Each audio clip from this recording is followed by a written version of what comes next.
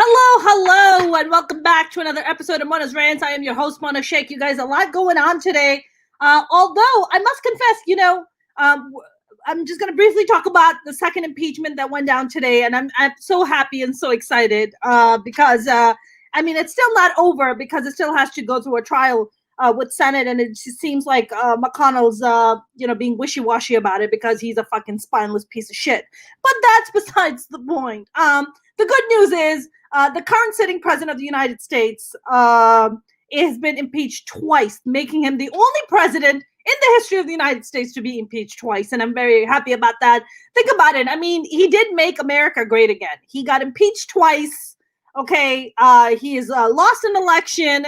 And the New York Attorney General is waiting for him for tax evasion to throw his ass in prison, along with his ugly children. Very excited about that. However, today, I have a really great guest. I've been wanting to bring her on. As you know, I like to bring on fellow comedians and talk about the business. But today I want to talk about something very specific, which is she's a fellow South Asian female comic. And, the thing is that in Hollywood and in the media, you see a lot of South Asian males, but not a lot of South Asian females. So I really want to kind of talk about why is it that the opportunities are so scarce when it comes to South Asian female comics or, but not when it comes to South Asian males. So here is my very talented friend, Meg Indurti. How are you? Hi, thanks for having me on, Mona. Oh my This is God. a great day. Yeah, it is a great day, dude. How are you doing? Okay for a pandemic, I would say. Yeah. Now you're based in Chicago, right, Meg? Yeah, but I'm currently in DC where the action is going down. Wow. What are you doing in DC? I'm from here. I'm from the Northern Virginia, DC, Maryland, DMV area. Got it. You're from the East Coast, like I am. You're from the East Coast? Yeah, I'm from New York. I don't know why I assumed you were from California because I probably met you there. Yeah. That's right. Because I think I've been in California for 10 plus years. They say if you've been in one place for more than 10 years, then you become that. So I don't know. I think a lot of people, when I go back to New York, they're like, wow, Mona, you've really mellowed out. I'm like, really? I'm like, I've mellowed out. But I come back to California and people are like, you're really aggressive, Mona. You really like, just say, I'm just like, I thought I mellowed out. What the fuck happened? I thought I mellowed out. Have you, so now are you in DC proper? Like, have you been seeing the Capitol riots and shit? Like, what's going on? Right now I'm not in DC proper. I'm at my parents' place in Northern Virginia. I'm about like 10, 15 miles away from the Capitol. So not terribly far, but I was in DC because I'm involved in some organizations in the community for that. DC itself is fine, but there's definitely a whole, what do you call it? Like a bunch of, God, what do you call it? They just like fenced off the whole Capitol, like the entire area, which is like, I've never seen it. I've never seen that happen. Like there's like a whole like park kind of area where people like sit and like snowboard and stuff, and just everything is fenced off, I guess, for the inauguration and for all of this in case these white supremacists. Things, right? There's the pandemic, there's the inauguration, and of course the Capitol riots that went down. So it's just like a trifecta of bullshit that went down. So I guess they have to clear it up. Yep. Yeah. Man, you guys, like, did you guys get any of the crowd or any of the brunt of the Capitol riots that went down last week? No, because we're close to the airport. I mean, I didn't get anything. It was just like the exhaustion, I think all Americans felt when that was going down. And it was like during the day. So I was like, oh, I'm like literally on a Zoom call while there's a coup happening in my backyard. Like it is very weird. It is very weird. The thing that it affected the most are like the homeless because of the curfew that the DC mayor put on. They had nowhere else to go. So, and they're already suffering because of the pandemic. So it affected them more than the people who rioted. So are you involved in nonprofit organizations that help the homeless in some way, or is that kind of? So mutual aid is sort of like a co-op. There's mutual aid networks throughout the country and in DC too. It's more like the DC Fridge Collective and all of these, and they kind of all work together. And it's just like a way to support the community, especially now because of the pandemic. And it's just stuff like donating money, time, driving people to doctor's appointments when they need it, or helping package food and delivering groceries, stuff like that. Everyone kind of like does their part to help. Got it. I mean, I'm just, before we delve into our topic of the day, I wanted to kind of briefly talk to you about like, what are your thoughts on like this second time Trump getting impeached again? And now, I don't know, have you been watching what's been going on all day, or have you been trying to avoid it like most people, just trying to?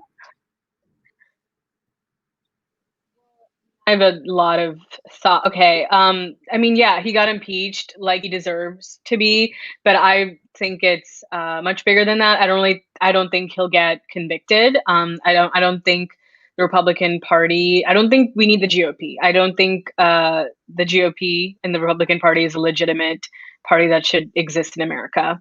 I think the Democratic Party is conservative enough that they can be the Republican Party, and I think we need an actual progressive party that would actually represent the people, because essentially at this time the Republican Party is just a party of white supremacists and Nazis, and they don't stand for anything good. They don't stand for science. They don't stand for they stand for nothing. And the fact that Democrats even want to reach across the aisle with them is a mistake. They need to not be legitimized at all. So that's my opinion. So yeah, I hope he gets convicted, but he won't be, of course. Yeah. Yes. He's never had a consequence. Yeah, I mean, right now you have, Mitch McConnell.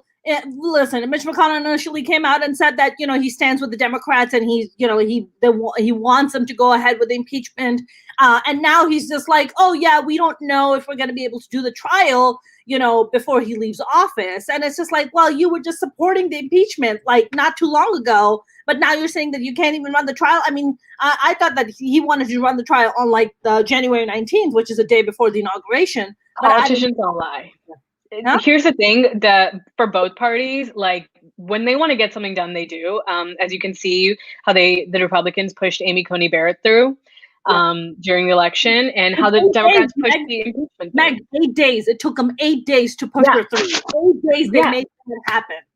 Right. I mean, and look at the Democrats now, and how they pushed the impeachment together. So if either party actually wanted to, they could have given us the pandemic relief checks. They could have done a lot more.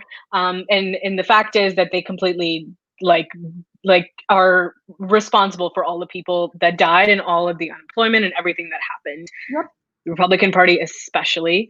Yeah, I have no respect for Mitch. I mean, I don't think I ever did, but he's essentially the devil. I feel like how the GOP has just really let America down in so many ways. And the fact that now they're talking about that there are three, folks from Congress, from the Republican side, that helped, the Capitol riots. They were giving inside information. I mean, this is really disturbing. I mean, you're talking about people who are you're talking about people who are not even putting party above country. They're putting a dictator over country. Like they're calling for a dictatorship, Meg. That is fucking insane.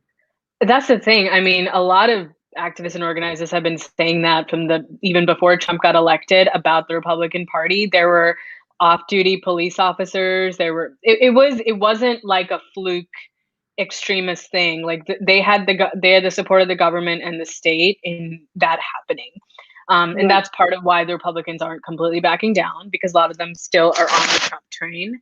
Yep. And, I just think that we spent the entire election saying defund the police was too extreme and that all this activism was going to, take away voters. But in the end, what delivered us the House, Senate, and presidency were those Black activists who believed in defunding the police, and the police and the government that tried to instill a coup. So, it's just like there's been people saying this from the start, and it's like it's frustrating to see it come to fruition.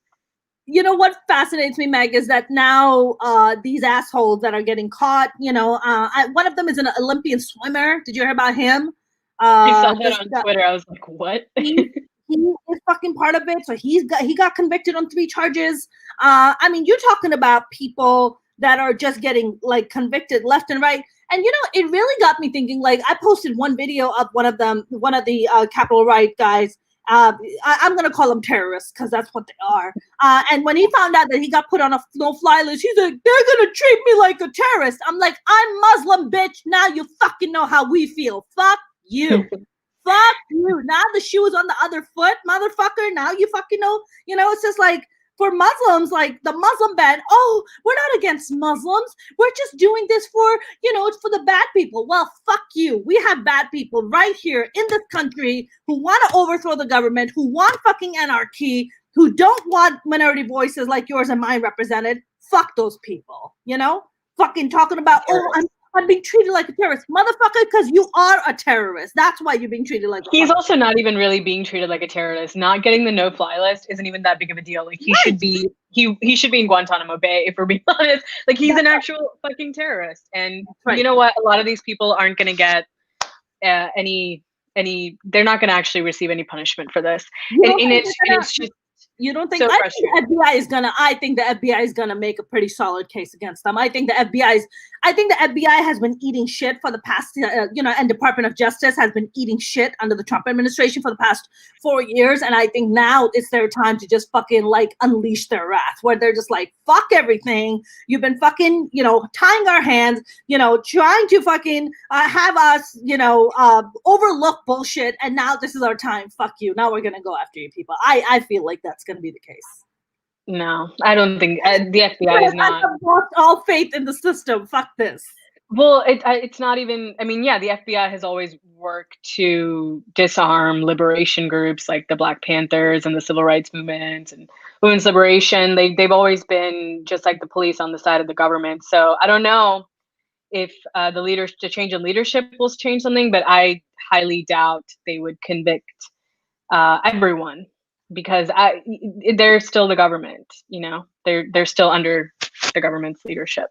Yeah. I mean, I think that remains to be seen. I just feel like it's going to take us years and years to even uncover the kind of damage that Trump has done. I mean, the kind of like bullshit deals that he's made, how many patents his little nepotism Barbie, his Ivanka Trump has gotten, like all those patents she got from China. I mean, I think the level of corruption that went down in just one term of this presidency, I think it's going to take years to kind of unveil the amount of he's done. Maybe decades. There's a lot of work to do, even with Joe Biden. As well. Like there's so much to do. Yeah. But I mean, I think the first step was getting the literal devil out of there. And now there's everything else to do. I don't think I've ever hated someone I've never met so much, but I hate Trump, and every single person that like enabled him I'm disgusted at just, I don't even have words to explain like how decrepit the Republican Party is. I've always felt that way, and now I feel it even stronger than ever. I never was a fan of the look. I've talked about this before. I'm not a registered Democrat or a Republican. I'm a registered independent. That's who I am. Because are you a registered independent too? A citizen, but I wouldn't identify as a Democrat or Republican. Oh, you wouldn't? Okay. Yeah, I mean, I'm a registered independent. That's what I am. But I wanted to kind of turn the topics to what we want to talk about today, which is the question that I posed was, we see a lot of you and I are South Asian female comics, and we hustle, we work really hard to be where we are. And I know that, the comedy is a tough business to begin with. And I think when you add the woman aspect to it, when you add the minority aspect to it of being South Asian or Middle Eastern, I'm always fascinated when I see so many South Asian male comics get the opportunities that they do, whether it's in the writing room, whether it's in front of the camera or behind the camera. I'm always fascinated. And then I look at South Asian female comics, and I'm like, how many of us are actually working? Like maybe 3, if that? Yeah, maybe. That'd be nice.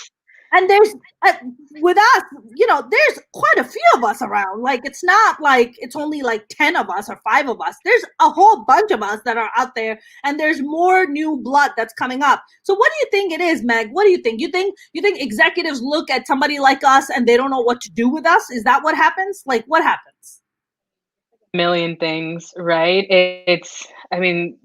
it's sometimes it's just good old fashioned misogyny, boys club mentality that I don't think has ever fully left any industry, especially not the entertainment industry. Right. I mean, you see stuff come out all the time on podcasts and news clips of the way that men joke around about women. I think they still kind of sometimes see us as sexual objects. But, beyond that, it's also like everyone who has the power to like book and, tour and all of that are also mostly men, and they prefer to work with men, and all of their friends are men. So of course they're going to pick their friends. So it's just like a perpetuation of that. I also think this might be controversial, but I also think brown men have sometimes more privilege than white men in Mm, comedy because I mean, or at least equal in that, like, there's a lot of things white men can't say because they're mhm. white, as they shouldn't. But I think brown men get to sometimes play both the card of being the minority and kind of, being like not a minority, they kind of get to play both sides and get Yeah. away with it. And Yeah. at the same time, they get to be in power, but at the same time, play the minority card is what I was trying to say. Yeah. Um, so yeah, yeah. So I mean, they get to use good old fashioned male confidence to their advantage. But would you? I mean, look, I think you and I have both experienced, without mentioning names, from brown male comics, Yes. Yeah. misogyny. And then if you confront them about it, they kind of, they sit behind, and then they're like, "Well, I'm a minority too," and it's like, but you're also a misogynistic piece of shit who gets to hide behind his race. Yeah, they love people. Men love doing that. As soon as they have like one thing that they're like, "Oh, we're gonna use that. We're gonna use that to all of our advantages." Precisely. Yeah, we talked about this specific person, but also yeah, in general, I've seen that happen with other men as well, both in comedy and outside of comedy. Where I think I think it comes a lot of men, including brown men, are this. They're essentially scared. They're scared, and when they're confronted with the truth, it's a reflex of, well, I'm a minority, so I also know what it's like, instead of Yeah. actually listening to what Right. we're saying, That's which right. is, yeah, I'm also a minority, so we're supposed to be in this together, but you're not supporting me. You'd rather hang out with the other dudes than supporting your other brown comrades. But That's right. I feel like Meg, I think a lot of times when a comedy, look, let's be honest, like we are the new kids on the block when it comes to comedy, right? South Asian, Middle Eastern kids, right? We're like the new kids on the block in that sense. But however, some of my experience working with brown male comics is that, and I'm going to put in South Asian and Middle Eastern male comics in that category, is that one of the key things that I always come across is that there's always this sense of, I'm better than you. I am a headliner. Even though I might have been doing comedy a little less than you, I am above you. I am better than you. I should be the headliner. Like, as I had an incident, right? So I did a show a while back in New York City, and this guy was there, and he saw me, and he was like, "Oh my God, I want to fly you out to London to come out and perform." At this show we put on. And I was like, "Oh, so cool." I was like, "Okay, awesome." We kept in touch. He's a fellow Pakistani guy. We kept in touch. And then he was just like, "Hey, listen, we're not doing the show in London, but we're doing a show in Portugal. And I want to fly you out to Portugal to come out and perform at the Ritz-Carlton in this beautiful resort," right? So I go to this beautiful resort and get put up at the Ritz-Carlton. It's very nice. It's very fancy. Now, these are not even American brown comics. These are South Asian, brown male comics based in the UK. Okay, just to tell you the mentality of how the misogyny runs. It doesn't matter even across the Atlantic, it's the same shit, right? So I show up and I'm being told that I'm supposed to headline the show, right? I'm headlining. So it's all brown male comics and one female comic, and that's me. Okay. So I walk up to the host, and the host goes, "Hey, listen,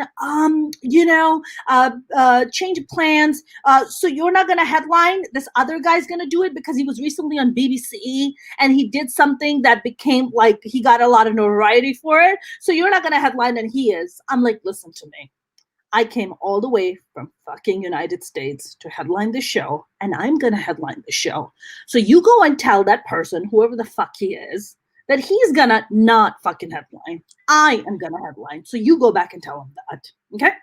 So he goes like, oh, well, I mean, you could just be flexible. I'm like, no. You and your fucker live in the UK. You be fucking flexible. I fucking flew all the way from across the Atlantic to come and headline this show that I was specifically told that I'm going to. So I am going to do that. And the nastiness from these comics towards me was appalling. I mean, it was appalling, Meg. And these are the same guys. And Meg, here's the thing. They'll be very woke in front of the white crowd. They'll be very woke. They'll be like, oh, we're so woke. We're so progressive. Oh, we respect women. But they only respect white women, not their own fellow brown women comic. Have you experienced shit like that? And do you agree with that? An insane story. Like, you literally flew out there and he was trying to bump you. Like, this is not an open mic. From headlining the show. I would be so mad, but I also applaud you for saying something, because I feel like I would have probably just been like, okay. Oh no, Meg, I told him, I was like, I'm headlining the show. I don't give a fuck. That's amazing. That's fantastic. No, I'm glad you said that. I feel like I would have been scared, even if that's what I would want to say, because I think sometimes, I don't know, it's so, especially when you're like the only woman and the only person of color, sometimes you're both. It's like so hard to take a stand or say anything without it being this like political, like controversial thing. Like, sometimes I just want to have an opinion without it being attached to everything. Yes, I obviously haven't experienced that, but there's been plenty of times where I was the only woman and person of color on the lineup. And I think in general,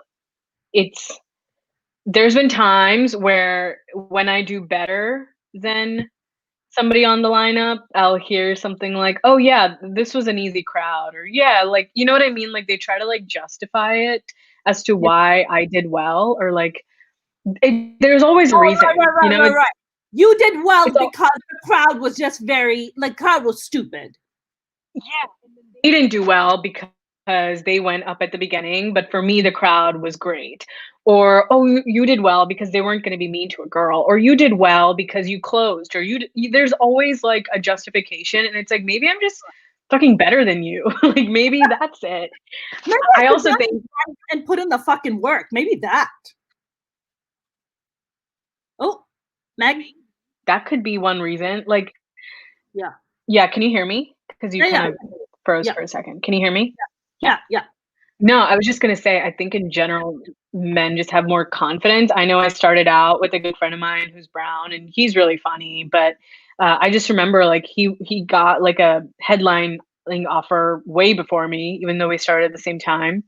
Wow. And I also think part of it is like the confidence, like I think sometimes, especially, and a lot of women are like this, are more likely to doubt themselves because that's sort of the way we've been socialized. So even if I had been offered that headlining opportunity, I don't know if I would have said yes, because I'm like, oh, I'm not ready. Because like women feel like they have to be like 100% qualified to do anything, whereas like a dude will do one open mic and be like, I need to headline like Madison Square Park. Like, that's just the level that we're at. And there's still so many times. Did you mean Madison Square Garden? Is that what you meant? Yes, Madison Square Garden. Sorry, I haven't left my house in a year. That's okay. So it's all right. I was like, no, it's all right. It's that's just the New Yorker in me that had to say that. Sorry. That's right. You're right. Okay, fine. I believe you. You're a New Yorker. No, that was a test. Right there, you go. I hope I passed. It's funny, Meg, because you've been doing comedy for how long now? Not that long. I've been doing it for like 4 years, but even less than that because I wasn't doing it consistently. Listen, in male comedy years, that's a headliner. So I don't know what you're talking about. That's true. That's actually true. That's 3 years past. Yeah. Listen, if you have this brown male comic who you started with and he's headlining and you're not, you kind of have to stop and be like, what the fuck is going on here? Meg, it's interesting. I had talked about this, I think, to a couple other friends, but I was doing a show in Vegas, and I got asked kind of last minute to come and feature on the show. And it's a very big show. It was like a crowd of 400. The room was just packed, right? And I go up and I'm the only female on the lineup, and it's just a bunch of white and Latino dudes that are on the lineup. And I go up and I fucking murder the room. Okay, I still listen to that set just to feel good about myself sometimes when I'm just like doubting myself. We all have that one. You are actually fucking good. Like, what the fuck? And I remember like fucking murdering and walking off stage. And the host of the show walks up after me. He goes, I thought that bitch was a terrorist. That was his fucking remark after I got off stage, after killing a set, then. Yeah, because he needed to bring you down a peg because of his ego. He needed to bring me down a peg so he can be like, yo, I gotta help my boys out, or I gotta help myself out, because I can't have a girl here come and murder and then the boys are gonna look bad. We can't have that. Yeah, that is the age-old. I've heard it from every woman in comedy, especially women of color, where as soon as they murder, the host comes on, says some sort of comment that legitimizes them. Like, oh, well, she's more than just her legs, or like, yeah, she not only has a fat ass, she also can tell jokes. Like, they have to say something to remind you, like, hey, you're not just a comedian, you're also a piece of meat, you're also like a woman. Don't forget, in case you forgot, I'm here to remind you. Yeah. Let me remind you, if you were thinking with your cock, so let me remind you that you could still be thinking with your cock. So, let me remind you of that. I feel like I don't know, Meg. I don't know. What do you think is gonna take? Is it gonna take a more influx of more female comics, more female bookers, more female executives? Like, what is it gonna take to try to start shifting that mindset where, I don't have to experience, or you don't have to experience being called a fucking terrorist after you murder on stage? Like, so I work in this stuff with like, okay, let me start over. I was working on this like stuff thing for Melinda Gates last year regarding tech, and it kind of applies, I think, to almost every industry in comedy too. It's not that there aren't women who aren't interested in comedy and women of color who aren't interested in comedy. It's more like with comedy, you get better by like practicing more and by failing more. So the culture right now for the way women are socialized is that we're supposed to be pretty and likable all the time. If we make a mistake, it's like, that's it. There's no other opportunities for you to get better. Like, whereas men have like a million opportunities to get better. Even if they assault women, we give them multiple chances. So that's the culture the women grow up in, where they feel like they can't look gross. They have to look hot all the time, and they can't make a mistake. And that doesn't, so even if they do stand-up comedy, obviously when you start, nobody's good. Okay, nobody's good. And it's harder for women to stick with it by not being good immediately. Because one, I mean, I don't know how you started. I'm sure it was the same. You're like sometimes the only woman in a crowded, shitty bar of shitty white dudes. So it's not exactly the most welcoming environment to fail in, and then you get labeled as, oh, the woman that thinks she's funny. So that's not an environment you want to come back to. So that's when a lot of women stop, just like in every industry. They are interested and then they leave at the beginning, and so there's fewer that rise through the ranks. Yeah. I mean, look, comedy is a tough business, whether you're a man or a woman. I think being a female comic kind of adds that extra layer of bullshit that you have to deal with, like sexual harassment and sexual assault and, fucking sexual comments being made at you. You have to kind of deal with that extra layer. But, that whole thing about going to shitty open mics, I mean, look, if you're a male comic, you got to go through a fucking shitty mic too, right? You got to sit there and got to go through that. So I totally have compassion for my male counterparts on that, regardless of their race. But when it comes to that extra bullshit that gets added on, I mean, I don't know what your beginning was, and I would love to hear how you got into comedy, but I got into comedy by total accident. I never had any plans of becoming a stand-up comic or even do comedy for that matter. I got invited by a friend once to a comedy club that I'd never been to a comedy club before. I went to this comedy club called Comics, and the two people I remember watching there was Rajiv Satyal and Jim Gaffigan. Those are the two people that I first saw. And apparently, while I was sitting there, my friend tells me this now, I've been friends with him forever. apparently I turned to him at some point and said, I could do that. I can do that. Apparently, talk about fucking balls. Like, to be That's amazing. Like, what? Like, what? How could I possibly have said I can do that? And he was like, yeah. And then not very, soon after that, he's like, you started doing stand up. And I was like, how interesting. I don't even remember that. I don't even remember saying that. And the first time I did my open mic was at the same comedy club, Comics Comedy Club. And like 2 weeks after I did my set, my open mic, I got booked on the main stage after that. That's how I fucking got my start. It was weird, like very strange. It's amazing.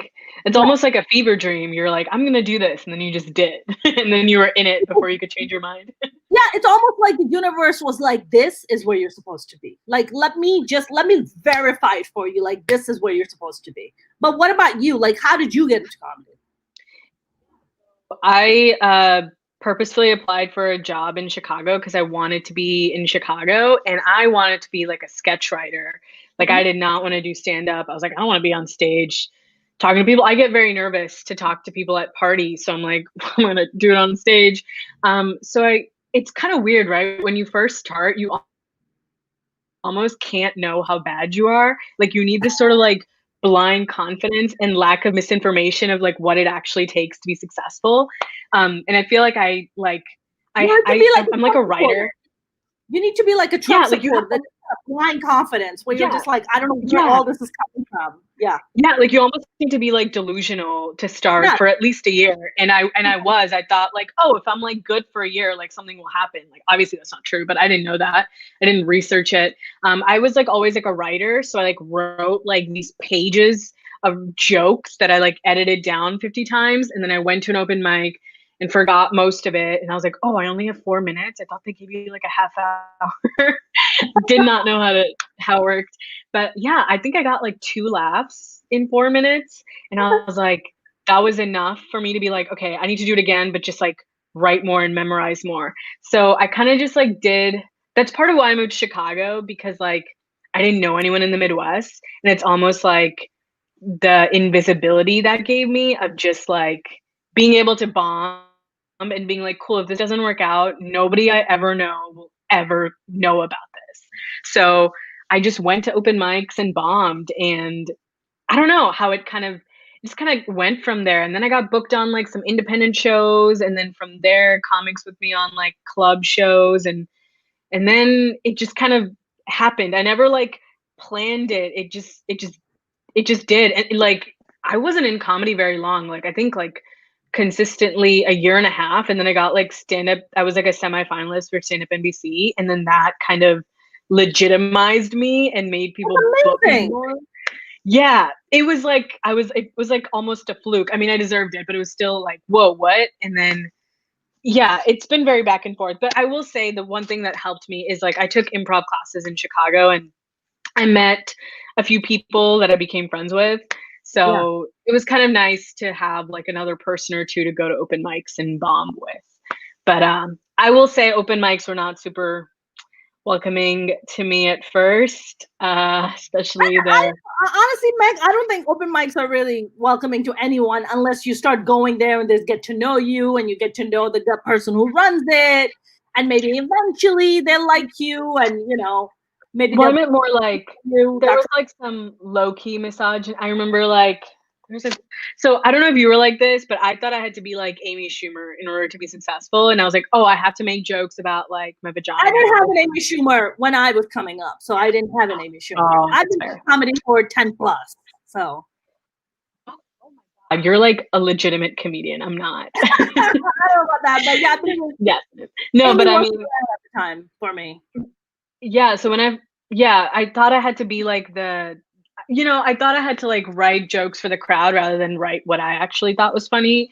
And, I wrote some sort of like blue jokes about, I think I had, oh my God, it's such a bad joke. I can't believe I'm going to tell it. I still remember how bad it was. It was, I want to know that a guy likes to, like, I want to know that a guy likes food. Like, is he going to take me out? Is he going to eat me out or something? It was like really dumb. It was really bad. But I said that, nobody laughed. and I bombed, obviously. But then I left the stage, and I remember the open mic host was like, "Well, if you need help with someone to eat you out, I'd be happy to do that." And then all these other dudes started being like, "Yeah," and like laughing, and I was like, and I like laughed too because I didn't want to be like mean, but I was like, oh, now I feel super uncomfortable, and I want to go home. And so it was stuff like that. That wasn't anything like horrible, I guess, but it was just stuff like that that didn't make me want to hang out. But that's a very interesting point, right? Like, there you are. You made a blue joke, right? Mhm. You made a blue joke. Look, as comics, we go up there, we try stuff. That's part of the workshop. That's part of the open mic. That's part of the life that we live. No comic is immune to it. Even Dave Chappelle and Chris Rock are not immune to writing a joke, going on stage and bombing, right? You're never immune to it. That's just the lifestyle that we've chosen. But what fascinates me is that if it was a guy who had went and made that joke, right, versus you, the open mic guy the host would never be like, I can do that for you. Like, he would never say that. He would never be like, let me toss your salad. Like, he's never going to say that to him, right? I wish he would. That's hilarious. Yeah, but with us, it's always like whenever we make a sexual joke or a sexual content has sexual innuendo, immediately the male comic or the host or the other comic sitting there somehow feel like they immediately have the license to go up there and to just comment on you or to sexually demean you or to sexually come at you, where it's just like, no. I made a joke for myself because I'm workshopping a joke. That is not a license to you to be able to take that and then just turn it around on me and somehow make me a sexual object or somehow like fucking, demean me sexually because you think that you somehow have the license. You do not have the license. Let me be very clear here. I think men always in general just think, oh, she's wearing a really short dress, that means I can sexually objectify her. I think they look for really like any reason to just go for it. And when you're first starting out, I thought I did something wrong because I'm like, oh, well, I said that joke, so maybe he's just joking. Maybe this is what comedians do because you don't know. Yeah. So yeah, that's definitely not it's definitely not the right way to handle it. And then, I think it's weird. I feel like, when you start off as a comic, a man or a woman, you kind of have to earn the other comedians' respect, even more so than the audiences, because like a hazing process. It's like a hazing process in a way. Yeah, and it's like even if you bomb, like you'll do those shows where the audience sucks, but if you get a comedian to laugh or if you get the comedian's respect, like that means like more than the audience sometimes. I just think getting that comedian's respect is just harder for women and especially for women of color because like I think in general they don't see us as equals no matter how much they want to. So I think if you're like, if you're not incredible, like they're gonna say stuff like you only get booked because you're brown, or you only get booked because you're a woman, or you only get booked because of a million other things. So it's just hard to earn their respect. Yeah. I guess the question is, Meg, why do I have to earn your respect? Because they have all the power. You're right. You don't need to earn their respect because you're right about that. And that's the circles I go in my head of like, I don't need these people's approval. Why do I look for it? Because they're still like the bookers and the people in charge, so and so. You know what I mean? But okay, so you're talking about the bookers. You're not talking about the other comics that are there working their material out just like you. You're not trying to earn their respect. You're trying to earn the respect of the booker. Is that what you mean? No, I also mean the other comics. Well, I don't know, maybe it's different in LA or the West Coast, but I feel like the other comics are the producers of the independent shows, which is it's all kind of connected. Or like Lincoln Lodge is in Chicago, and that's there is a booker for that, but all the main people who perform there are the ones who like recommend other people to book. And then so I feel like it's a comedy is very much like word of mouth. So I feel like the people in power typically are white male comics. And so you kind of need to be like good with them to some degree. legitimized by them, you know? Yeah, I mean, I agree with you on that. I think there has to be a certain level of like, almost like you have to become part of the cool crowd. You have to be like in with them to be like, oh yeah, I'll put up. And I think for me, Meg, I don't know how it is for you in Chicago, but in LA, when I came here, I didn't know anyone, and I didn't. I just didn't. I mean, I came from scratch, right? I knew a little bit people in New York, but then I moved out to LA. I didn't know a lot of people, and I think it was, for me, it was a lot about hanging out at comedy clubs for them to see me and get to know me, be like, oh, you're Mona. So much of it is schmoozing. So much of it, I think a lot of people don't realize that, look, you can sit around for like an hour to 2 hours as a stand-up comic in one night just to get up and do 3 minutes of stage time. Like, that's the reality of it. That's why it's such a fucking hustle and it's such a fucking grind, right? I mean, you can just like sit there for hours upon hours just to get 3 minutes on the stage, So how do you build a 30-minute set or a 15-minute set when you're only getting 3 minutes one night? Like, how are you going to build that, right? And so much of it is about like schmoozing and just hanging out, people getting to know, oh, your name is Mona. Oh, hey, you know what? I run this mic. You want to come and check it out sometime? Yeah. Oh, hey, message me ahead of time so I'll bump you. I'll put you ahead. So, so much of it is also, I feel like, relationships that you eventually have to kind of, in like any business, it is about building relationships. It is about building that trust. It is about them getting to know you and you getting to know them. And I don't know. I feel like for us, a lot of female comics, which I highly, highly encourage all female comics to do, produce your own shit, produce your own show, produce your own money. Really helps. Mm-hmm.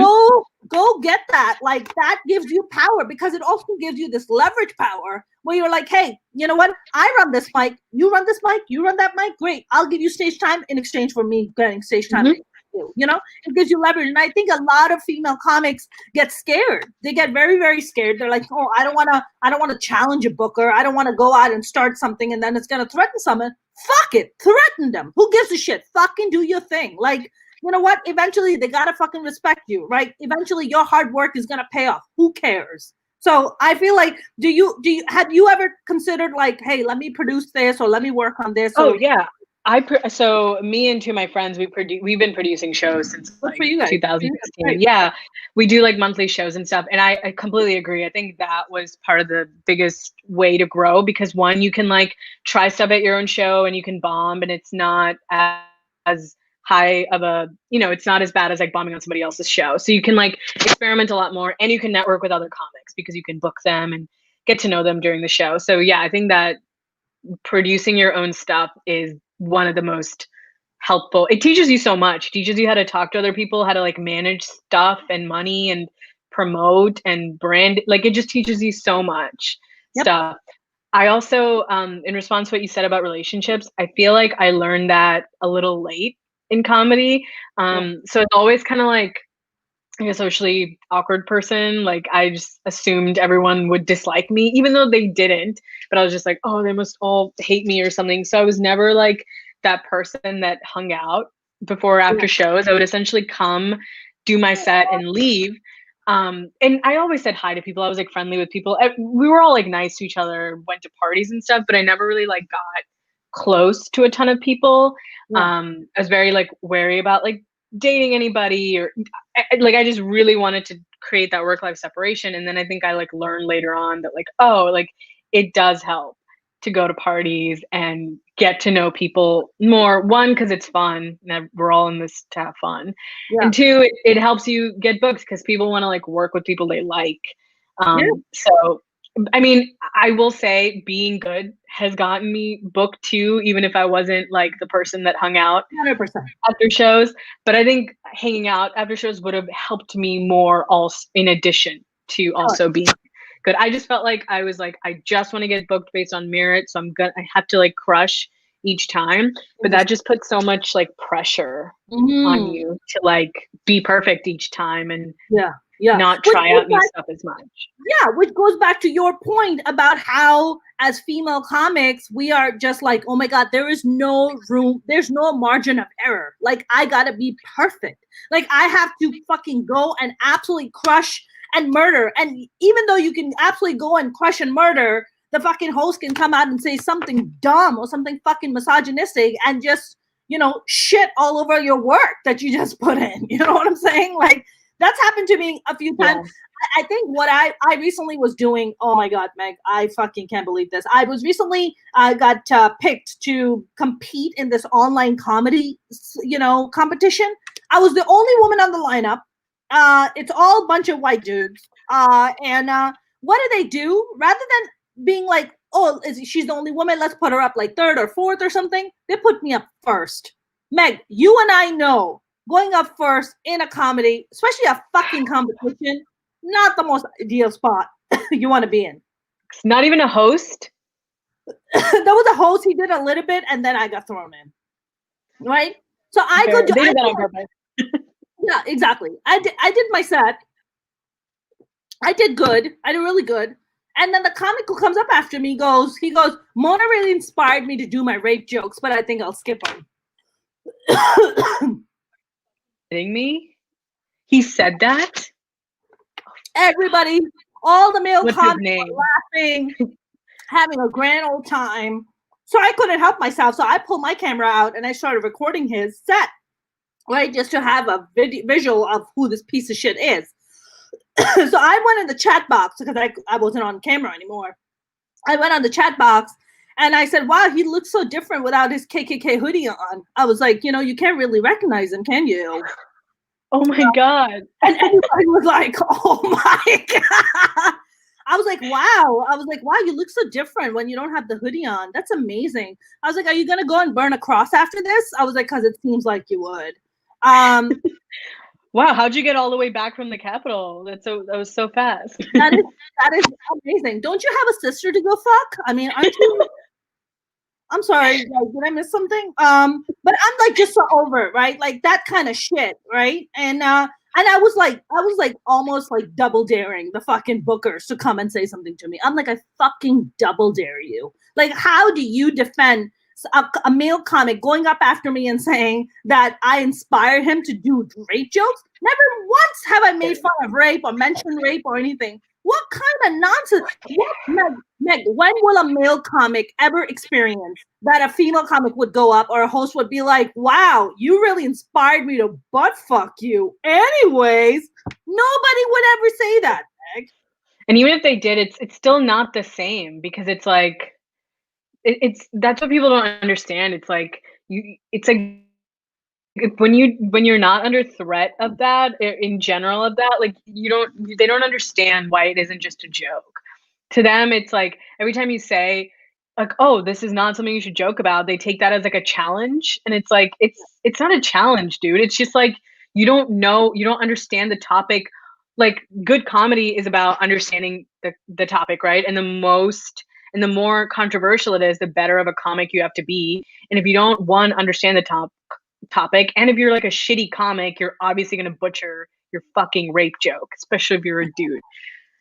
Oh my God, I get so mad when people ask me like really dumb questions that they could Google. I'm like, you can fucking learn why you can't make that What joke. kind of questions did they ask you, Meg? What kind of questions did they ask you? Well, not me, but in general, they ask stuff like, well, why can't I say the N-word? Why can't I make a rape joke? Why can't I talk about this? Blah, blah, blah. And I'm like, Meg, you know that common brown male comic that you and I know about and that we were talking about earlier? He came on my show once, and there was a black comic that went up before him, and he was making jokes, and he used the N-word. He's a black dude. He's absolutely entitled to use the N-word. And this brown male comic goes up after him, and he goes, can I say the N-word? Can I use the N-word? And everybody's like, no, dude. No, you can't fucking use the N-word. He's like, why? He used it. Why can't I use it? Shut the fuck up. Black, because you're not black. That's literally, that's the only reason you can't say it. Seriously, you're a brown male comic who'll be the first one to fucking scream and shout, oh my God, I'm a victim and racist shit. And you have no problem doing that to a black male comic? Get the fuck out of here right now. Of brown men in general to get a personality outside of just appropriating black culture. Like I would just love them to grow a personality that's not just trying to be the cool black guy character that they see on TV, sure, while not ever facing any of the actual discrimination and prejudice that it comes with being a black man in America. Yeah, like that's every like popular white dude's sorry, not white dude, brown dudes thing. Is it not? Like they use the same AAVE, African American vernacular, and they think they can say the N-word, and they want to be like the cool black guy, but without any of the like problems that come with it. At the same time, playing the minority card of being brown. That's right. It makes me so mad. You know what it is? It's like, you don't know. Look, you and I and brown people in this country, you know, would never really know what the hell it's like to be pulled over by the cops, okay? If you're a black person, and fear for your life if you're gonna fucking make it out alive. Just because you were speeding a little bit, or maybe because you didn't see a stop sign, or whatever the fuck, right? We never have to worry about a cop pulling us over and worrying about if the cop's gonna put 2 bullets in our head. But if you're a black man or a woman, you do. That is a very real thing for you. And I 100% agree with you. The vernacular, using trying to be the cool black guy while playing I'm still a brown person, minus all of the prejudices. Get the hell out of here. Seriously. It's like, sometimes I'm just like, do you hear yourself talk? Like, why do you know what I mean? Like, when they use African American vernacular, and I'm like, okay, I guess that's not directly racist, but sure, whatever you need to tell yourself. Like, but that's interesting. I mean, so you're saying that's black culture appropriation. That's what you're saying. I'm not the authority on that, and I don't think it's like the worst offense in the world, but it's definitely like a thing that like brown men appropriate black culture, like everything from the fashion to the slang to just everything, to saying the N-word, because I was talking to my other friend about this. Like, it's like, I think when you grow up brown in America, you feel like you're kind of caught between two cultures of, you're not completely white, you're not completely brown, and I think a lot of people have an identity crisis, correctly so. And, some people try to be like white. I'm sure a lot of brown people that try very hard to be white. There's others that try to be black. And then there's some people that like go, full Indian, full brown or whatever. And I don't think there's anything wrong with being whoever you are. But I think like an identity crisis is part of being brown in America. And yeah.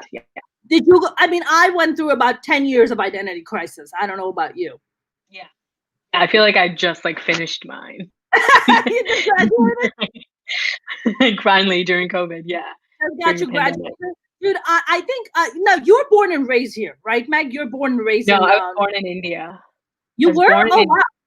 Yeah, I moved here when I was 8. So wow. I mostly grew up here, yeah. But you remember a great deal of what it was like to grow up in India. Where in India did you grow up? Hyderabad, in South India, in Telangana. Dude, the best biryani in the country. Yeah, I can't enjoy any other biryani after eating. I think for my non brown people watching this, the biryani is this delicious, my mouth's watering. It's a rice dish that can be cooked with chicken, that could be cooked with lamb and vegetarian. And if you've been to an Indian restaurant, you know what the hell I'm talking about. Like, it's a whole experience. It's a whole lot of carbs. It's a whole lot of carbs and a whole lot of happiness, all combined in one. Hyderabadi biryani is like a very distinct, in general in the South, I think we tend to eat more spicy and have a little bit more masala and everything. So there's something distinctly Hyderabadi about it, because it's like, there's so many different spices. My mom and I made it together because I wanted to learn during the pandemic. And I was like, actually, I don't want to learn, because it's like a million steps. And I'm like, I don't want to do this. I'm just going to it's a labor of love, man. I mean, cooking that stuff is. I made biryani and tandoori chicken for New Year's Eve because I had a couple of friends come over. Yeah, that's I cooked awesome. For them. Yeah, and they're Persian. They came over and they just loved the Pakistani food that I made. So they had a great time. So I love to cook. Oh, I love to cook too. I just don't think I can make biryani again. That was maybe just the way my mom made it. It was just so convoluted, but I have been learning recipes from her, and it's like very cool to like be able to make the stuff that I've eaten my whole life. Yeah, absolutely. I mean, speaking of identity crisis, I feel like identity crisis is a very real thing. you were making that comment about when you're brown in America, you have your footing in two cultures, right? Like you have to be like this good brown girl or a good brown boy when you go home in front of your parents, whether you're Hindu or Muslim or whatever. You have to be that. But when you go out into the world, you have to assimilate, you have to blend in, you have to then kind of pick your avatar, right? You get to pick your avatar. Is it going to be a really white good way to put it. Yeah, white avatar, black person avatar, or if you're from the old country and grew up there and then moved here, then you have that avatar, right? But you always are like wearing these different masks to accommodate different situations because that's kind of the situation, that circumstances that you're raised in. But one thing that I've observed is that black culture is the most copied culture in the world. Okay, and I'll tell you why. Yeah. I remember going to Germany. I remember when I landed there, they had black. They had German rap playing at a fucking ice skating rink when I got there. German rap, okay? You know that rap is like huge in India now. Rap has gotten pretty big in Pakistan. Rap has gotten very big in the Middle East. And in Russia, I mean, hip hop is a lifestyle. Hip hop is a highly, highly influential, culture around the world, But I think what a lot of cultures don't realize and accept and understand is that it comes with, to be black in America, it comes with this level of persecution, right? That you and I as brown people or as non-black people, you never have to face. But people love copying black culture. That is hip hop culture is a very very, very dominating culture, and people love to copy black culture, but they don't want to deal with the bullshit that comes with being black in America. And that's the fucking truth. 100% unfiltered, the truth. Like, yeah, people, everyone copies black culture to the point, everything from the slang to like the fashion to, I mean, the music. Yeah, like, I mean, rap has been so commodified. I mean, I remember when Macklemore won, was it a Grammy or VMA, and he was in the same category for best rap album against I think it was like Jay-Z, Kanye, Kendrick, or Drake. It was like Macklemore? the greatest. Yeah, and Macklemore won album of the year. And I was like, okay, well, I never believed in award shows anyway, but this like legit. Yeah, every single person loves copying black culture. You can go up culture against Jay-Z and win best rap album. It's Jay-Z. That was like Yeezus, Kanye. Like I was like, what is this? Yeah, Macklemore won that. In the United States of America, I'm like, he should be prosecuted for this. Even Macklemore admitted to it on stage where he's like, thank you, but kind of awkward. Like, Andre said they love our rhythm, but not our blues. Amen, Andre. I mean, that's the That reminds me of the Roy Wood Jr. joke. He's one of my favorite comics where he's like, he's such a sweet human being. He's one of the best, and also the best people to do comedy. What was his joke? He has a joke about the blues where he goes, he's like, black people have been complaining for centuries. This isn't new. Like, he's like, you want to know how we're sad? We invented the blues. And obviously he has like a whole bit about it, but it's like everyone that acts surprised when, with the protests this summer or Ferguson or whatever, it's like, no, no one's ever been quiet about this ever. You can listen to the music, you can read the poetry, you can watch the movies, but people always act surprised. Yeah, that's right.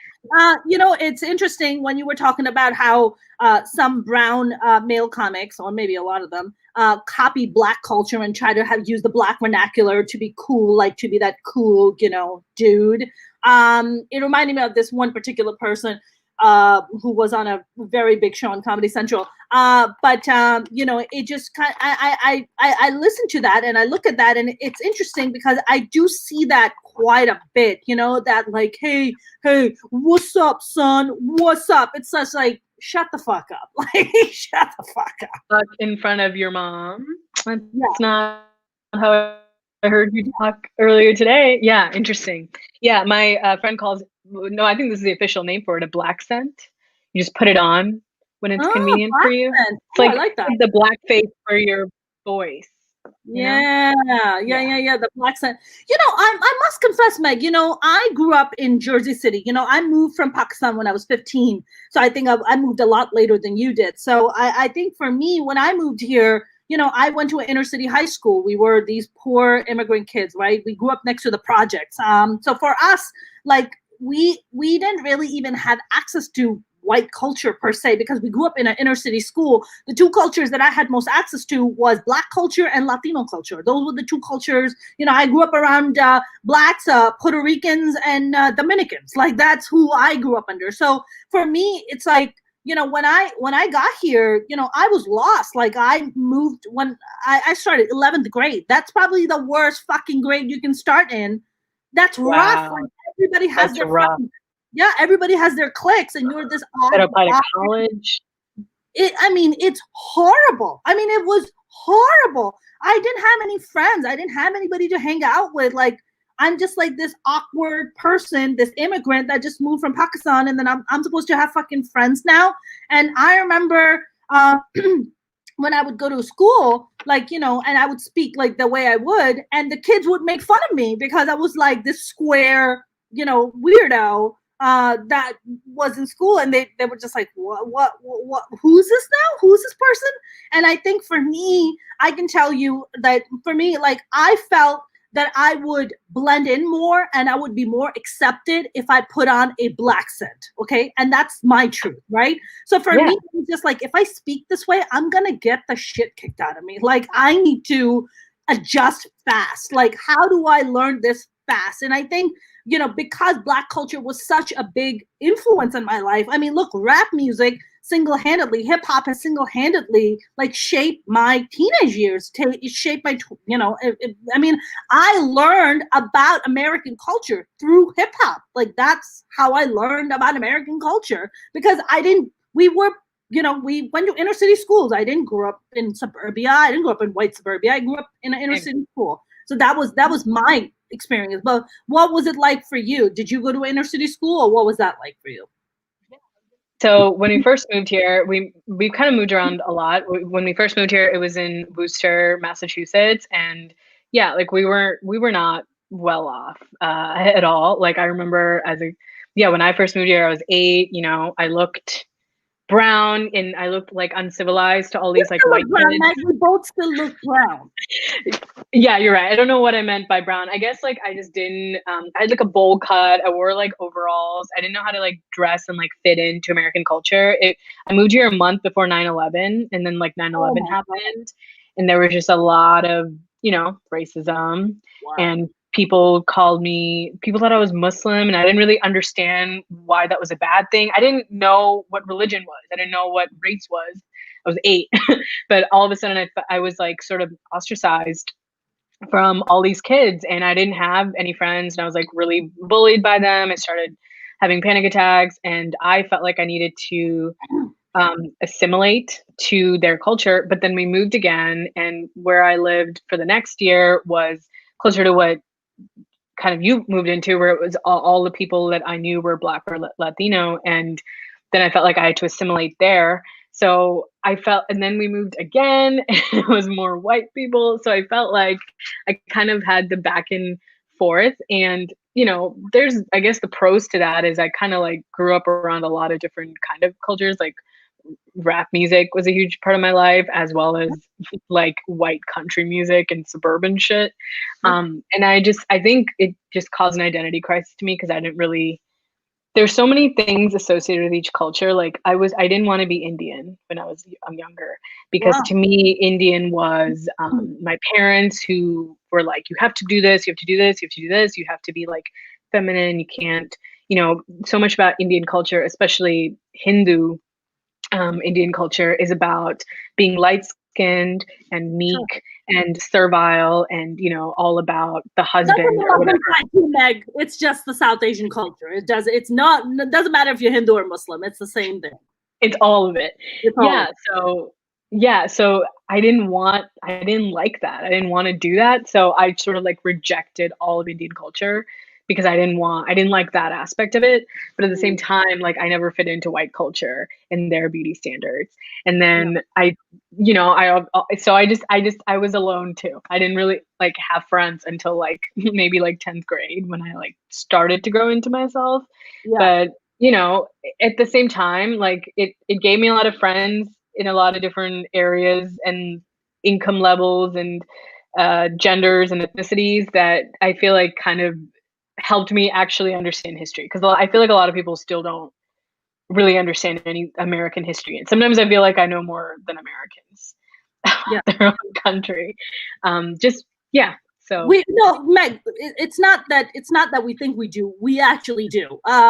More. Yeah, you're right. We actually, because I don't know what it's like, what the education system is, and and what education system you had in India, but in Pakistan, like we went to private schools, and we were the math they were teaching us in 11th grade in America, we had done that math in 8th grade. So when I got here, and I was just like, most of the time I didn't even have to take my final exams, because I would just get A's across the board on my tests, and they were like, you don't need to take an exam. But my teachers would be like, can you just sit in the class so the other students won't feel bad? So can you just sit in the class and just pretend like you're taking the exam, but you're not actually? So I would just have to sit there and just like pretend like I'm taking the exam. Talk about catering to white ego. Huh? Yeah, talk about. I mean, and it's catering to white ego. It's not even white, right? Because most of my classmates were Blacks and Latinos, so it wasn't even that. It was just about just telling kids like, hey, don't feel bad. This immigrant that just came in is doing really well on her test, so I don't want you to feel bad about it. So, but here you go. Man, it's fucking rough, dude. I mean, high school is rough. I think I don't know what your high school was like, but my high school was rough. My brothers, I have 4 older brothers, so 3 of my brothers went to the same high school that I did, and 2 of my brothers have polio. They have one brother has polio in both his legs, my second brother, and my third brother has polio in his left leg.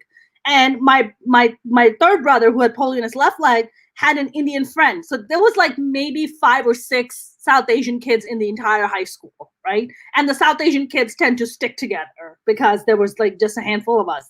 And this Indian friend of his went and picked a fight with a gang. I forgot what gang he went and picked a fight with. It was like and the gang confused my brother for his friend and came brass knuckled and busted my brother's face open. And so we were like experiencing all like this weird stuff where you were like, oh my God, I'm an immigrant. I'm like trying to blend in, but then, I'm getting confused with my friends, and the gangs are coming after me. So we just like went through this very kind of strange, look, puberty and teenage years are fucked up to begin with. And you add this extra shit on top, you're just like, oh, this is trash. This is garbage. TV show more than, this is more than, I don't want to diss Mindy Kaling, but more than Never Have I Ever, I would love to watch a show about what you just described. Never Have I Ever. Very interesting. No, that's wild. Yeah, we went through some a lot of interesting stuff. I actually wanted to ask you. I think you made a video a while back that I watched and I really cracked up. Something about Jamila Jamil, like you were pretending to be Jamila Jamil. And what was that video about, and what inspired you to make that video? Oh, so many things. Okay, so I just want to say right off the bat, like, I like Jamila Jamil. Like, I think all celebrities are annoying, and she's definitely not the worst. But she's the one. I mean, I'm Indian. She's Indian, so that's sort of why I did it. There was like a response. Someone commented on her, "You have really nice skin," on one of her Instagram photos, I guess, and she responded in a very like a rich celebrity way, where she's like, I have nice skin because I'm rich and privileged, and rich people tend to have better skin because they have access to blah, blah, blah.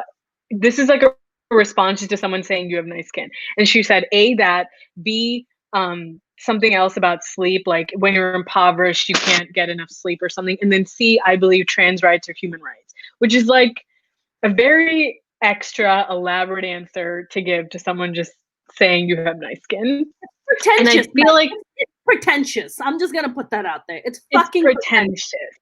Yeah. And I think I get frustrated in general with celebrities trying to do this whole like woke thing. Like again, she's not the worst of it because I genuinely do think she cares, right? And I don't think she's a bad person, but I think like a lot of celebrities don't understand the bigger picture, and they just sort of like create this campaign around like the buzzword aspect of it.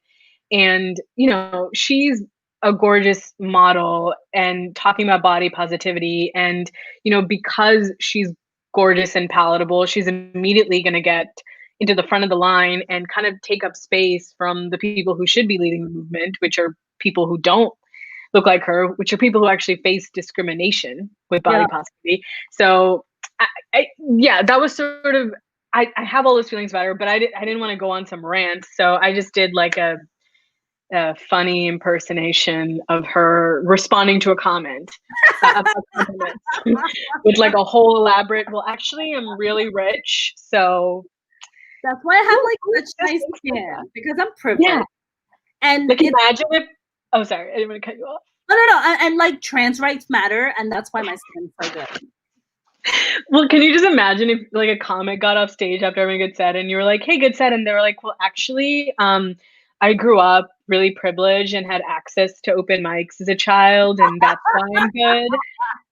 It's like, what? Like, you can just say thanks. That's it. That's all you have to say. Just be like, thank you very much. That's very kind of you, you know. Or like Jennifer Lopez says, drink a lot of water, and I put olive oil in my face, which is a code word for Botox. But yeah, it's like, oh my God, it's all olive skin. It's like, I think it's Botox too, Jenny. I think it's J-Lo. I think it's a little bit of Botox too. But then God bless, you know, if I can get that Botox. I want to get Botox. Are you fucking kidding me? I'd love to get a Botox right here. I'd love to get some. I'm becoming vain. I live in LA. What do you want? Yeah, get Botox. Who cares? I think in general, I hope people are finally realizing it last year, but I just think like people need to stop looking at celebrities like the leaders of movements. They're not. They're just people who can act or sing or whatever, but they don't know what the fuck they're talking about politically. Yeah. So you don't need to listen to them. I agree. Mindy Kaling. I think Mindy has single-handedly. So here's my theory on Mindy Kaling, right? You know, I look at your Hassan Minaj, your Kumail Nanjiani, you know, your Kal Penn, you know, your all the bigger, you know, brown actors and comics that are, you know, have made it and work in the big time. You know, I look at somebody like Mindy Kaling, and what impresses me the most about Mindy Kaling is that, you know, Mindy started off as an actress on The Office, right? She got herself that gig and then worked herself up to be the executive producer and producer episodes and stuff like that. You know, the truth is that nobody would have ever given Mindy Kaling that show if Mindy had not sat down and worked her ass off to write that show, right? So the difference between Mindy Kaling, Lily Singh would have never gotten a late night show if Lily Singh had not established herself on YouTube the way she had and had a massive following that she came with, right? Yeah. Kumail Nanjiani didn't have to do that. Hassan Minaj did not have to do that. Yeah. Okay. That's a really good point. I mean, Hassan was more of a stand-up, but yeah, you're right. He didn't have a massive following like Lily Singh did. Like, he didn't have to do that. He got a show, he got a gig on The Daily Show. So he auditioned for The Daily Show the same year I auditioned for The Daily Show. Really? Yes. Wow. Yes. And the thing is, I feel like whenever there's a brown male and there's a brown female competition, the brown male always wins. Always. Always. It's very rare if it happens the other way around. It's very rare. But, you know, if you're a brown female comic, you have to work 10, 20, 30, 40, 100 times more to be able to get the breaks the same as your male brown counterparts. What do you think? I mean, I completely agree with that. I think that's true. I don't know how anyone could say that's not true. I mean, it's just like it's like a fact. Yeah. And I think if anybody says it otherwise, it's only like, you know what, like, yeah, there's always exceptions to the rule, but I think in general that's the truth, in the same way that it's true of all men and women. Is, you know, a lot of it is the way that we're socialized, and a lot of is the way that these systems are built to keep us out. And What do you think? So when here's the like, evaluators are men.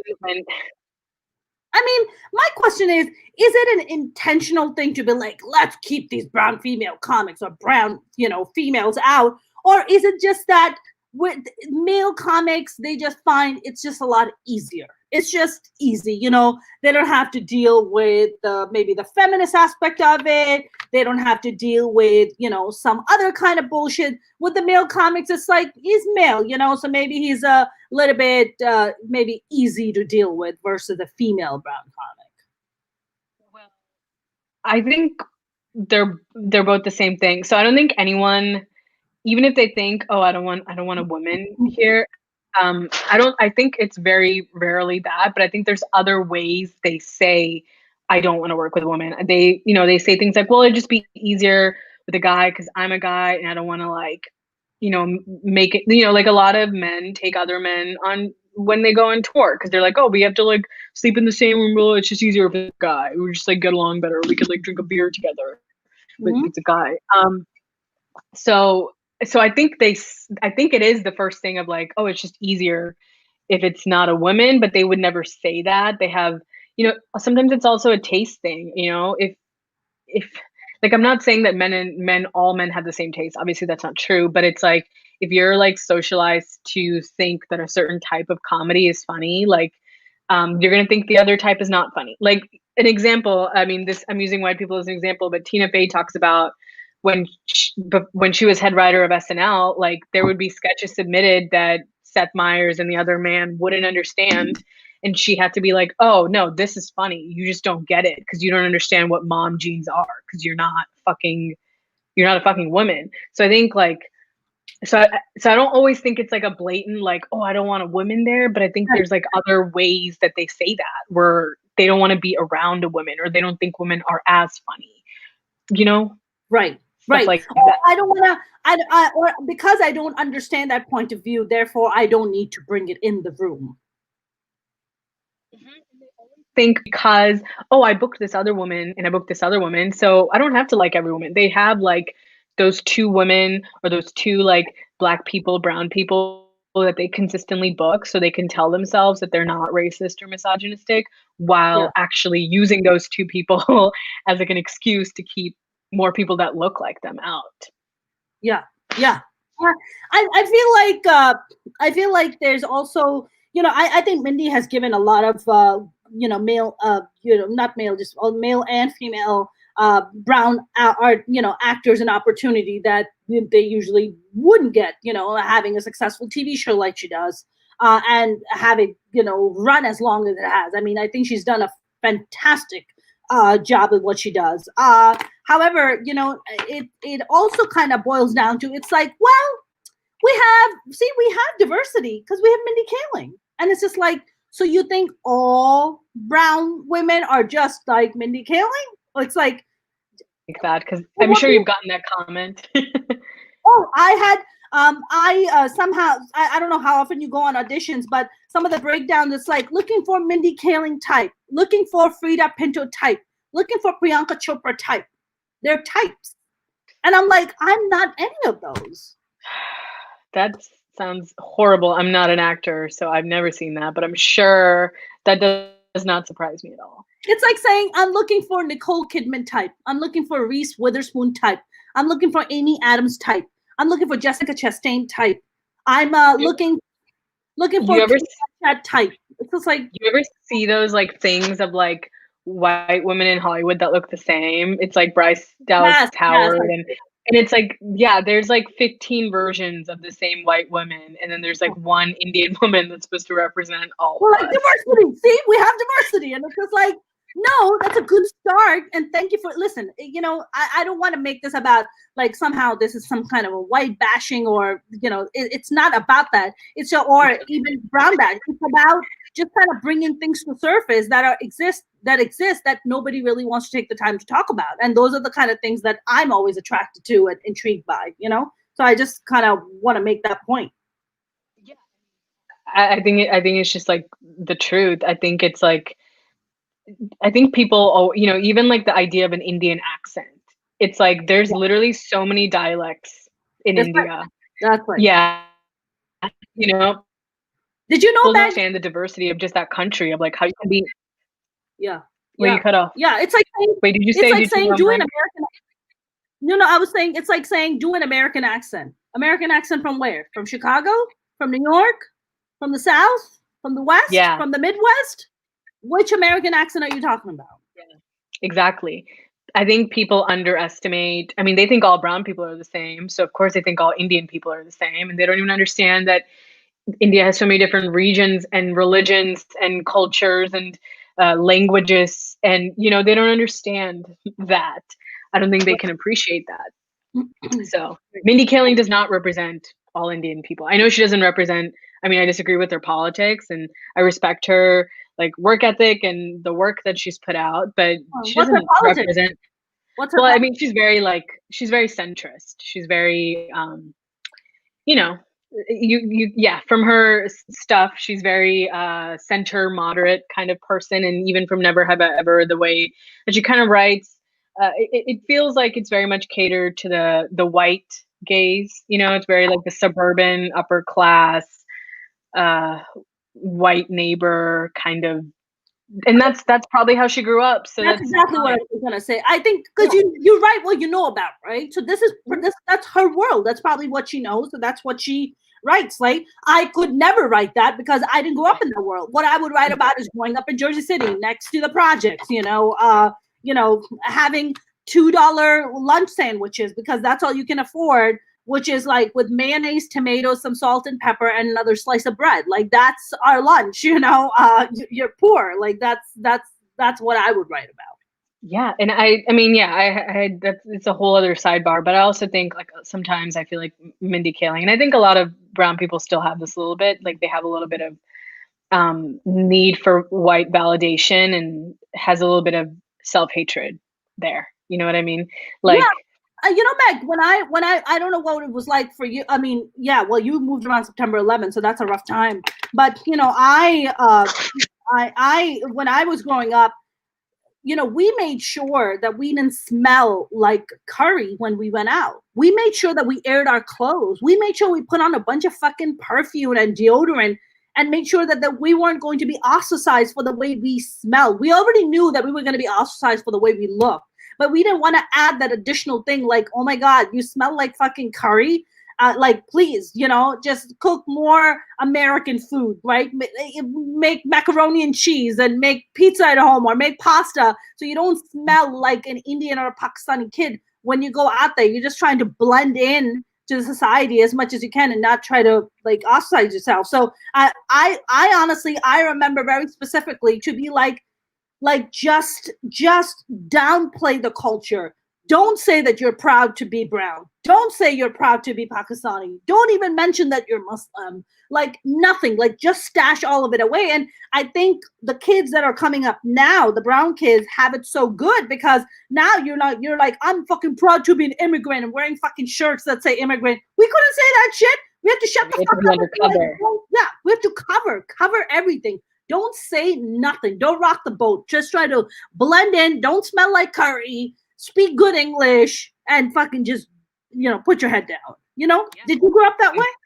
Yeah, I mean, I very much think I tried to be white when I was like in middle school and high school, because that's who everyone was attracted to. And I wanted to be attractive. And often that meant, being white in every sense of the word. And, so, even as a kid, I would ask my mom to stop packing me like rice and dosa and be like, can you just like pack me like Lunchables or like, like shittier food so I can blend in with my friends or even just like the music. You're opening up your tiffin in high school.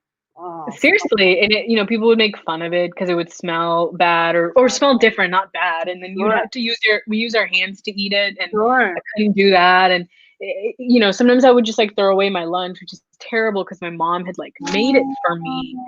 Obviously, I didn't tell her, but like, yeah, it was a lot of stuff like that. Everything from the way I dressed to like completely rejecting Indian culture. Like, I didn't want to wear Indian clothes for a long time. I didn't want to watch any movies or music from it. Like, I just tried very hard to just be like, you know what, I'm not Indian.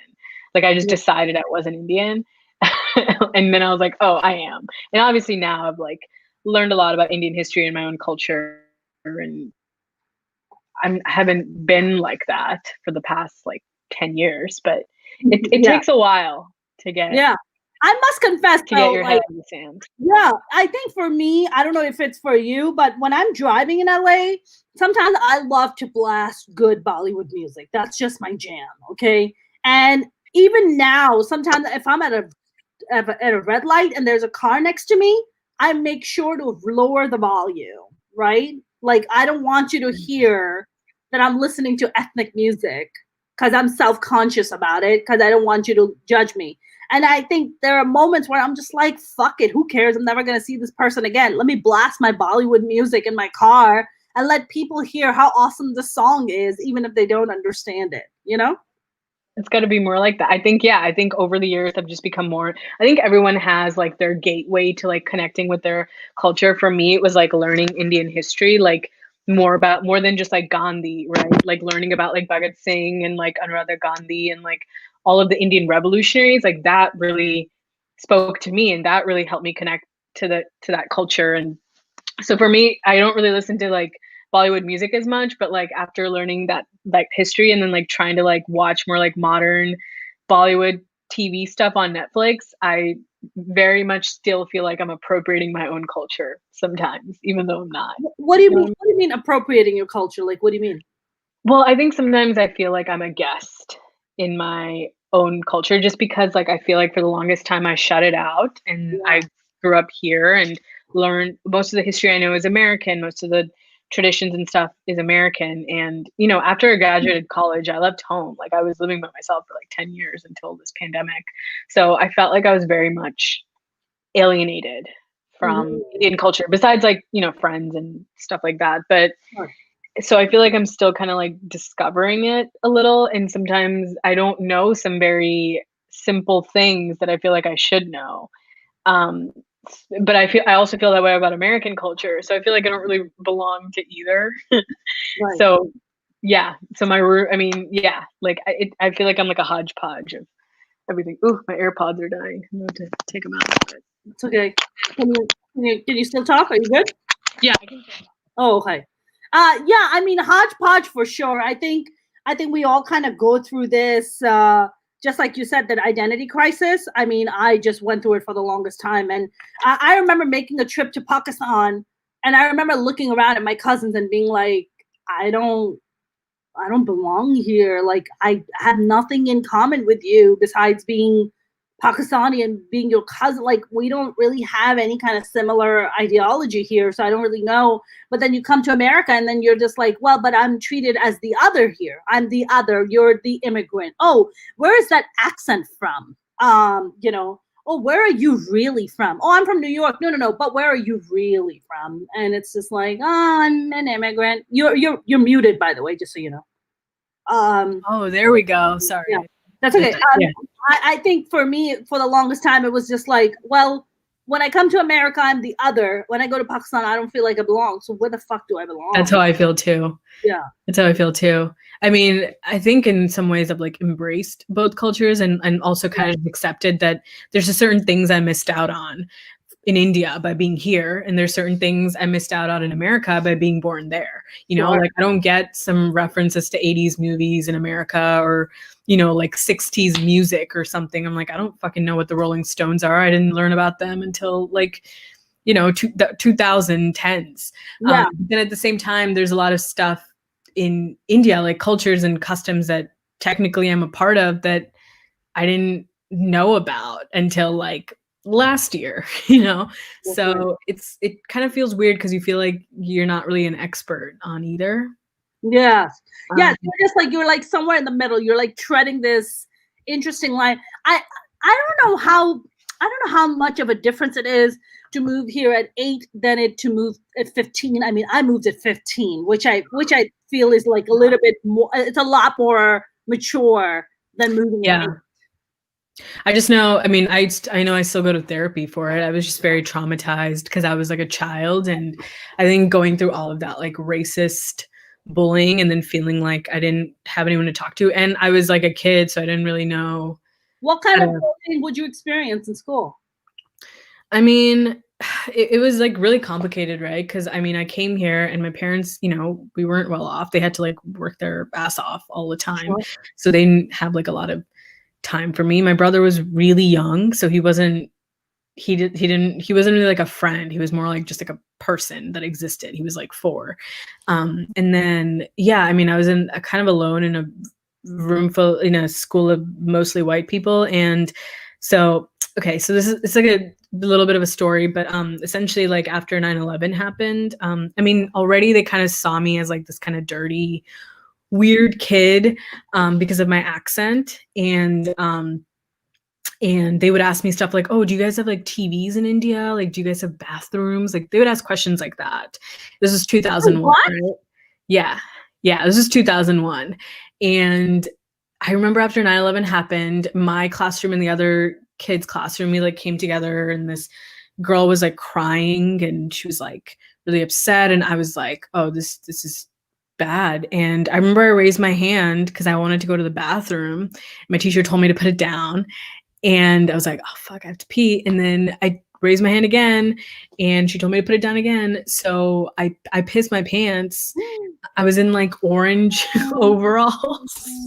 It was terrible. But anyway, I got up, everyone saw it. But essentially that kind of confirmed to everyone that I was this like uncivilized kind of weird tribal person. And for the rest of the year, they like mercilessly mocked me. Anytime I raised my hand to answer a question, they made fun of my accent. So I like stopped raising my hand. Sometimes they were nice to me. But then, you don't have an accent. Well, I had one then. Okay.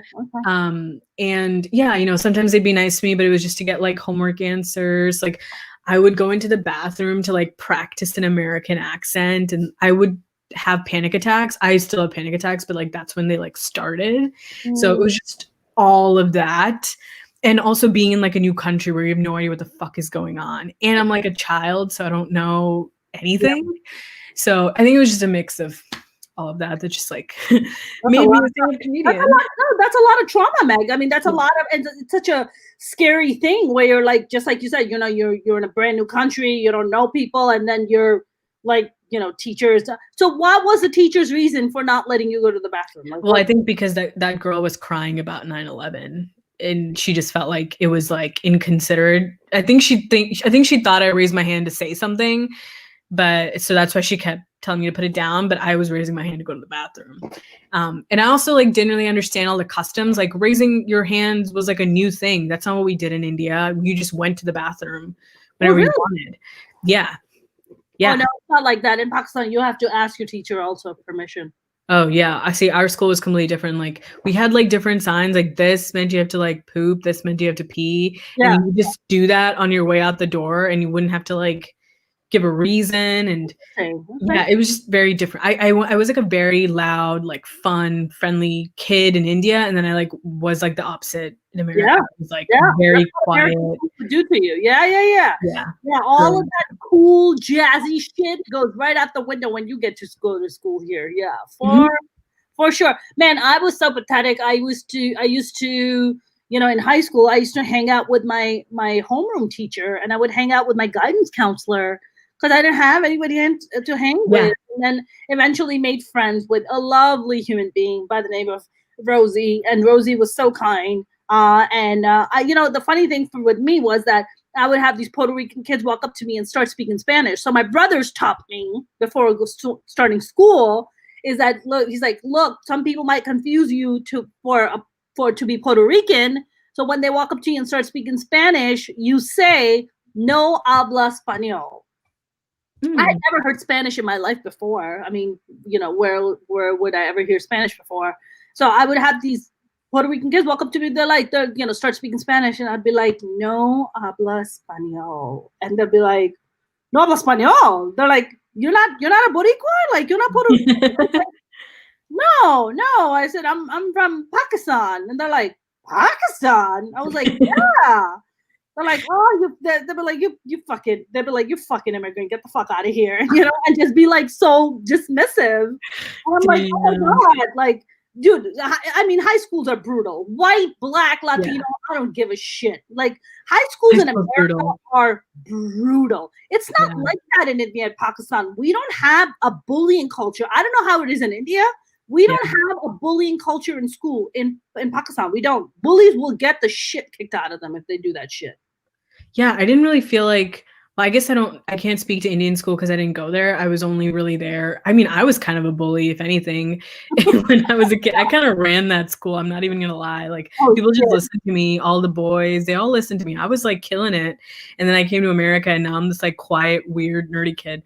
Yeah, we didn't really have like a bully culture. It was more like, it wasn't really bullying. It was more like we were like competitive about like grades and stuff, but we weren't like brown kids competitive about grades. Get out of here. That never happens, Meg. No, yeah, it was the same. It's me in America, like the way that you described. It was just like, yeah, I was like friends with my teacher for the longest time. My closest friends were teachers, and we moved like every year up until I was like 14.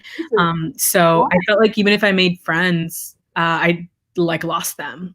So there wasn't really a point in getting to know people. So I just like really, I was like a huge reader. I read like I still am a huge reader, but like I read everything I could, and those were like my friends. I was like, oh, the characters and it's an escape, you know? Yeah. It's funny because you remind me, and then we're gonna wrap up in 2 minutes. You remind me when I was in Pakistan, my mom used to do this thing. My parents have always been, my mom's pretty narcissistic. And she's always been this woman that always has to be like, we are proper, we are rich, we are this and we are that. So when we would have like relatives come over, she would like make us sit down and just give us some random book and be like, pretend like you're reading. So you look like you're getting very well educated and you're being very well informed. So I hated reading growing up. And I was like, this bitch is always putting a fucking book in my face, telling me to read, to look fucking all smart and shit, you know, be like, I'm so well informed. I'm fucking looking at the book cover. I've never seen this book in my life. What the fuck is this? You know? And I absolutely despised reading until I hit 18 and I just fell in love with reading. And I have my book collection right here. Would you like to see it? Yes, please. Well, I'm really bad at pointing the laptop, but I finally have all of my favorite books. I hung up a bunch of stuff from high school just to, we got my little econ and political theory section here, and we got autobiography here, and we got some history here. I love it. You got a poster of Malcolm X. How could you beat that? Yeah. Oh, yeah. Malcolm X, one of my biggest heroes. My brother made that for me from one of my favorite quotes by Malcolm. I'm for the truth, no matter who tells it. I'm for justice, no matter who it's for or against. But I also have, I have Durga here. Oh, nice. And I got Kanye's first album called I see how Durga and Yeezus are like right there. And I got Taylor. I got the white, brown, and black culture. Oh my God, that's hilarious. I love Taylor. I love Taylor. I was in the top 0.5 listeners for Taylor Swift last year. Did they tell you? Do they tell you this? They tell on the Spotify Wrapped. It said I was the 0.05%. No shit. So that means you must listen to her like every day, multiple times a day. Yeah, I mean, I think I like listen to her, like I fall asleep to her and I like let it play. I think that's probably why. Wow. But it was like 27,000 minutes of Taylor Swift apparently. Whoa!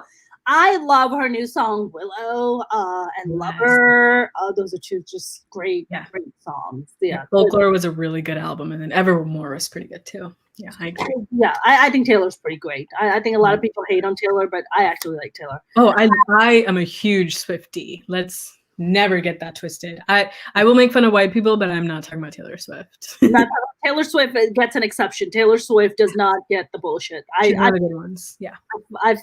My entire album consists of my entire Spotify and Instagram is filled with so my Instagram is filled with Beyonce and quotes.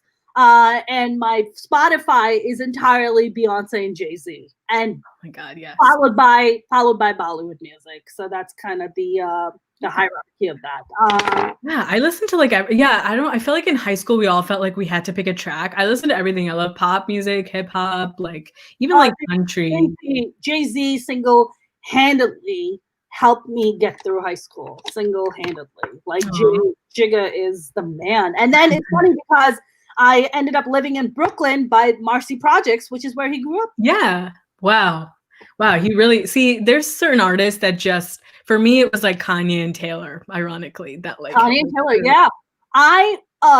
This is a true story. So when I had just moved to LA, I think it was maybe a couple of years in, and Jay-Z and Kanye West had Watch the Throne concert.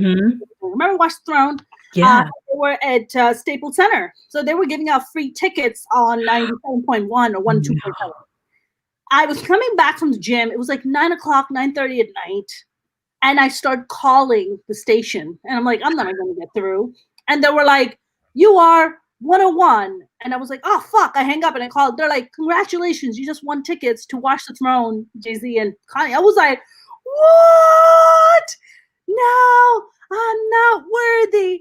I'm not worthy. And I was like, what? They were like, yeah, you got to come by and pick up the tickets. So I go and pick up the tickets and I'm like, fuck, who am I going to go with? So I find a girlfriend to go to the Jay-Z concert and Kanye West concert. These fucking tickets were as awesome and as free as they were fucking nosebleeds. They were like all the way up, right? I'm like, fuck this. Like, damn, I should just listen from home. Yeah, exactly. I'm like, I'm not fucking sitting in the nosebleeds. So I told my girlfriend, I was like, you just got to follow my lead. Don't ask nothing. I'm going to lead us to the promised land. Just follow me, okay? So I waited till the concert started, and I waited by the VIP seats. So I saw there was a bunch of VIP seats that were empty, right? There's a bunch of them. I'm standing there. I go to the security guard. He's like, hi, do you have tickets? I'm like, yeah, we do, actually. He's like, oh, okay, come on in. And he just let us in, and we sat on the VIP tickets and enjoyed the whole fucking concert. Okay, I need to hang out with you more. That's incredible. Oh my God, I'm jealous. I went to Kanye's, like, I think one of his like last concerts for Life of Pablo, and I mean, it was like seeing Jesus live, but because he's such a good performer. But I was so far. They both are great performers. Yeah, they both are great performers. Yeah. You know that song In Paris? You know that song, the Paris song that they had? In Paris, yeah. They did that song because they were trying to outdo themselves with every concert. That concert, they sang that song about 9 times as part of the I'm so jealous. It's one of my favorites. Yeah, like I remember watching like a YouTube clip of that and being like, I want to be there. Like my favorite album by Kanye. I mean, My Beautiful Dark Twisted Fantasy is like literally a work of art, but also like College Dropout has like special place in my heart. College Dropout is Graduation. That's the ultimate for me, for Kanye. Yeah, for sure. Yeah. I guess sometimes like my favorite Kanye song from College Dropout is the first one, We Don't Care, and I still like if I listen to that song I still like cry sometimes. It's so good. I always say Kanye and Taylor ironically kind of raised me, and then they had that huge falling out and I'm like, this is worse than my parents getting divorced. My parents are not divorced, but it felt like it. I'm like, why are my two favorites arguing? But you know, Meg, it goes back to the point that we were making earlier about you know, how Black and white culture have. I mean, look, we're just like I said, we're the new kids on the block. You only have pretty much 2 cultures to pick from. We don't have a culture of our own in America. We don't because we're new kids on the block. So we only really have 2 cultures to pick from. You either pick, you know, depending on which environment you grew up in and what your, you know, your social standing was. You either grew up in white suburbia and, you know, and the, you know, or even, you know, even rich suburbia period that had Black and white people, right? Or you grew up in inner city schools like I did because we were poor, you know, and you had, you know, I had massive influence of, you know, hip hop in my life. So I think you pretty much only have kind of 2 cultures to pick from. We don't really have more culture of our own per se to pick from. Yeah. I mean, it takes a long time to like feel like you even belong to the 2 cultures that you can pick from. So I mean, yeah, I think it was definitely difficult, but I'm glad about who I am now because I feel like I have different facets of each kind of as a part of me. Yeah. Yeah. So. Yeah. Meg, this has been a really fun conversation, my friend. So where can we follow you? Where can people follow your stuff? Do you have shows coming up? Well, actually, there's a show on Valentine's Day, February 14th. It's in benefit for Chicago community jail support. They are helping a lot of protesters who are jailed, as well as like people who are jailed for like petty crimes. And they just, help them give them rides homes out of jail, as well as like, food and water and stuff like that. But anyway, it's a benefit for that Chicago community jailing support, and it's on Valentine's Day. And if people can follow me on Instagram, they can find all the information on there, as well as any content. What's your Instagram? It's at Meg Indurti. So just my name, no space, no dots or anything, just Meg Indurti. Meg Indurti. Yes. Meg, we will. I'll bring you back on again because this was such a really good, fun conversation. I feel like there's just so much more I wanted to talk also about. But we'll do another part 2 on this. Yeah, absolutely. I'd love to. Yeah, this was great. Thanks for having me on. Yeah, it was great. Meg, stay safe, take care, and I'll talk to you soon, my friend. All right, bye. Take care, bye.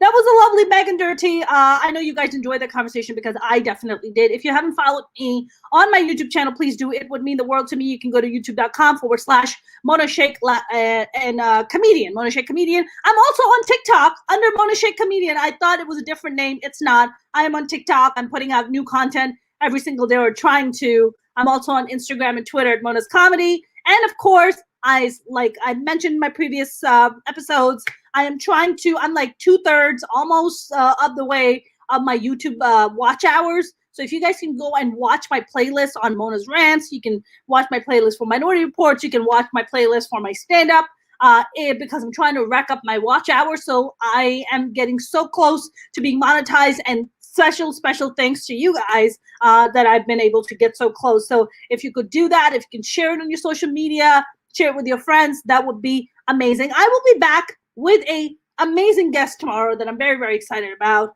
Until then, you guys stay safe out there, wear your masks, have a good night. I will see you tomorrow.